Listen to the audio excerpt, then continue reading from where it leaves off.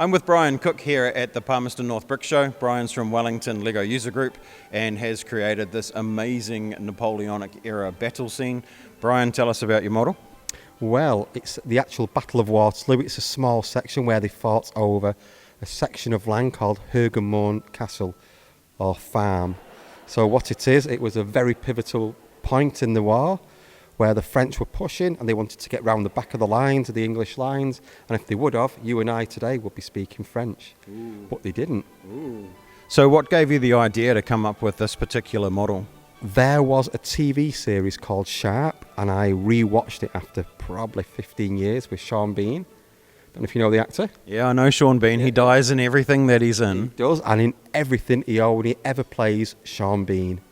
He sounds the same in every single thing he ever does. But I love the TV series. I re-watched it, and I thought, wow, what a fantastic idea for doing a mock. Yeah. I instantly went on the internet to see if I could find how much soldiers were. I realised that they cost a fortune because they came from the old pirate sets. So I thought there must be a way around it, and I found a way. Yeah. So what was the way to get the bulk amount of soldiers that you needed? So there's probably somewhere between 1,500 and 2,500 soldiers. I'm terrified of actually knowing the amount, because roughly each figure, once you've bought the Shako, that's one of these, and you've bought the gun, you've bought the backpack for them, it's probably around $5 each. So if I know how many I've got, then I can calculate the... I'm sure the people watching can do the maths on that. 1,500 times 5. Yeah. So it's a lot of money, really. And deposit on a house. Oh God, looking at the mock, I would probably say there's somewhere between $5,000 and $7,000 worth of Lego. Yeah, it is a large investment. So, as far as the investment goes, what made you sort of go ahead with such an investment? The great thing is I don't mind eating cat food. So I will eat the cat food, which is cheap, so then I can afford to buy a Lego. Good on you, man. That's really doing it for the cause. Yeah. Salmon is the best flavour. Salmon, okay. And the other thing that we have to mention is that you are here at the show in full period accurate uniform. So, tell us about the uniform. So you can't buy this off the shelf. It's not from one of the Hong Kong websites. I had to contact a military company in the UK who make military uniforms for TV series for the Royals, and that company made this one for me, for my size. It's made for me. Oh really? Again, so this is actually made for you specifically? Specifically for me. It's fully velvet lined. It's the proper wool which they would have used at the time. It's got all the proper equipment. So this is a Major's uniform from the 95th Rifle Regiment. I'm trying to get the pipe, and they even came with all the little things, and I can't get the damn thing off. No, it's not. Oh, there we go. It's got the whistle. So this is a whistle of command.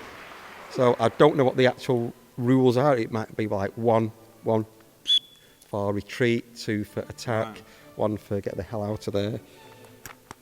And so it's got that as well. Oh, that's amazing. I've never seen anybody actually wear a uniform like as far as their models concerned to a Lego show before. So congratulations on that. Yeah. Couple more questions. Let's go back to the model now. So how long did it take you to sort of put this one together? Obviously it didn't happen overnight. No, it probably took around 6 months to do, so it's a large investment in time as well. Absolutely. And the most common question that you've had from the public this weekend? It's how many figures, or how much did that cost? Luckily this time I haven't been asked, what set number is it? Where can I buy that set? Which is a standard one. Usually it's how many parts and and where can I buy it from, but clearly, okay, so people are obviously more interested in how many figures. Yes, they are. Yeah, so do you know roughly how many parts in general? I've got no idea. Want to take a guess? I mean, I wouldn't even, your guess is as good as mine, buddy. It's got to be 50 to 100,000 surely. 100,000, 150,000, because I make it over a long period of time.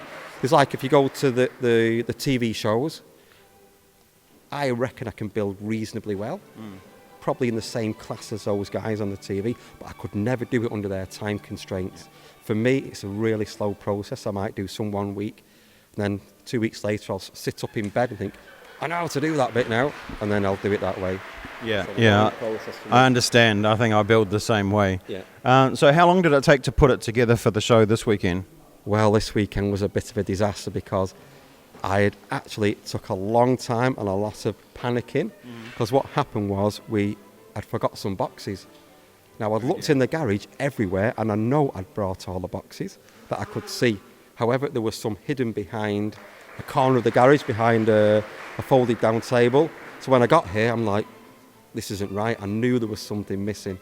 So my partner, Kath, she had to go and get them from home. The emergency run. At least you weren't. At least you didn't have to go all the way back to Wellington for stuff that you'd left behind, which has happened to other people before. Nice. Anyway, it's a fantastic model. Thank you for taking the time to talk to us about it. Really appreciate it. And enjoy the rest of your weekend. Thank you very much. You're more than welcome. All right. Bye-bye.